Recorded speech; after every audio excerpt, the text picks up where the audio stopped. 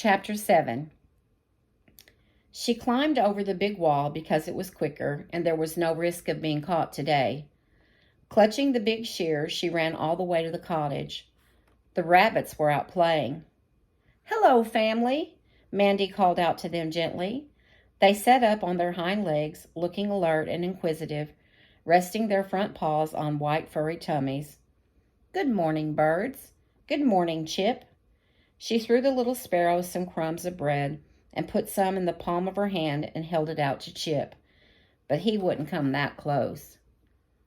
"All right, I can wait." Mandy smiled. She chatted as she began to work.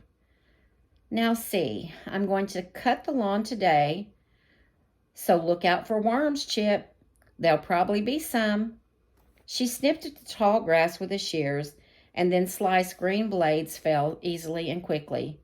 "This is super." She worked diligently and within an hour had it completely finished. She brushed away the loose grass and carried it to the bonfire patch. Then she began to work on the hedges. They were overgrown and thick. Mandy hacked away at a particularly stubborn branch, and the shears went slithering all over the place. Oh, dash it! She sliced at the branch even harder, but the shears would not cut. The fact was that the branch was too thick, and cutting with the shears was as ridiculous as trying to cut a telephone book with scissors. Mandy threw them to the ground in disgust. All that trouble to get the wretched things, and now they don't even work. She stomped down to the stream and bathed her face in cool, clear water. Something was disturbing her, and she felt vaguely depressed. She stretched out on the mossy bank and took in deep breaths of fresh air. She stared up at the sky and noticed a beautiful hawk wheeling in slow circles overhead. He coasted on the warm air currents. She could even see the feathering on the tip of his wings. She wished she could fly too and be as free. She thought about the hedge. Now, obviously, the thing to do is to cut all the easy stuff first. Then maybe I can break the bigger branches off. She decided to try it. Mandy snipped and cut. The thick branches stuck out and made the hedge look worse than ever. She grabbed one of her hands and tried to twist it off, but it was sharp and rough. Before she knew what was happening, she had skinned herself badly. She began to cry. She really wasn't sure why. The hand didn't hurt that much. It was just so frustrating to have this lovely day go all wrong. It had started out so well, and she had just this one chance to use the shears without Jake knowing. Now they were proving too difficult to handle. It was so frustrating. Mandy blinked away her tears and picked up the shears once more. She was determined to make one last effort. Angrily, she flailed at the offending branches, hacking and chopping and bending them in all directions. She got a firm grip on one branch. The shears bit into it well, and she applied all her strength. Very quickly, a disastrous thing happened. The shears twisted in her hands, widening the gap between the blades. The two halves were split apart by the thickness of the branch, and with a snap, they broke altogether. Mandy was aghast. She stared at the two blades in her hand, wishing that they would somehow magically come together again. The screw that held the blades had fallen into the grass. She sank to her knees to search for it. It was nowhere to be seen. Even were she able to mend the shears, they would be so out of alignment and so terribly blunt that it would be impossible to use them again. What should she do? Should she tell Jake or Matron? Or just wait until the damage was discovered? She was very anxious. If Matron found out about the shears, She must surely then find out about the cottage. At the very least, she would know that Mandy still had some secret project going. Maybe she should throw herself on Jake's mercy. She could offer to buy a new pair of shears, but that still didn't solve the problem of explaining away the accident. Telling the truth to Matron might make punishment a little less severe.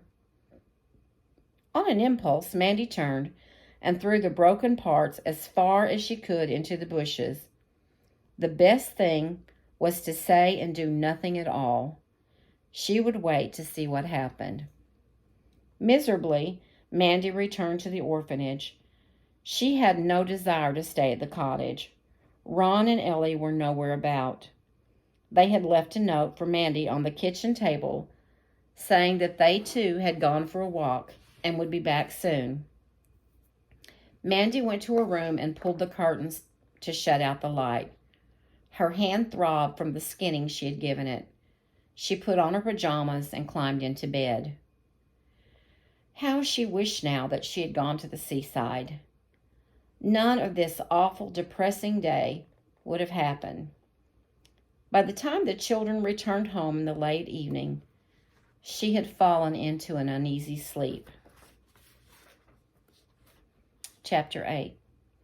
For 2 days, life went on much as usual, except that Mandy lived in a constant state of anxiety the whole time. It was almost a relief when the inevitable summons came to visit Matron in her study. Mandy, Jake tells me he's missing the new garden shears and that you were the last person he talked to about them. Do you know anything about this? Silence. Mandy. The bile rose in Mandy's nervous stomach. Her heart beat a loud thump, thump. Come along, Mandy. Let's not have any of this nonsense. The tears came. They coursed down Mandy's cheeks. She couldn't think what to say. I see you do know something about this. Matron looked at her and then said almost sadly, Oh, Mandy, I just don't understand it. You've always been such a reliable girl, and now this willful stealing. It was you who took the other things, wasn't it? Mandy nodded. I thought so. Of course, you'll return the shears to Jake immediately. Mandy shook her head. I can't. Why not? They're broken, she whispered. Another pause. Matron seemed at a loss for words. She finally said, I think I'm entitled to an explanation of all this, Mandy. I can't. Is that all you can say? I can't? Really now, tell me what all these silly tears are for.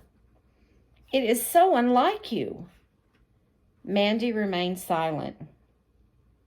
Mandy, I must tell you that if you don't tell me what all this is about, I shall have to give you some sort of punishment. I don't want to, but I can see no alternative. Now, I'm asking you just once more.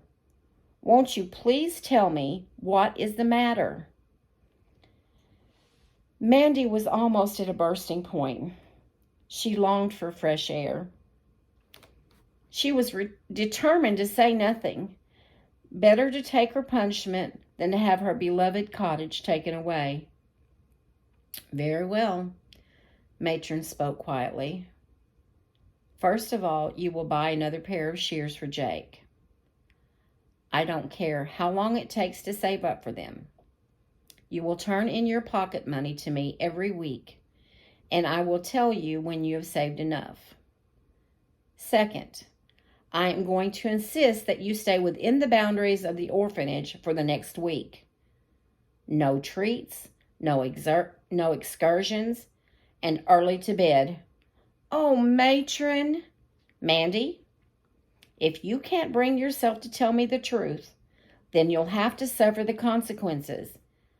Now, I suggest that you go to your room and think about it. Should you change your mind and decide to tell me, you'll know where to find me. I'll be only too delighted to reduce your punishment.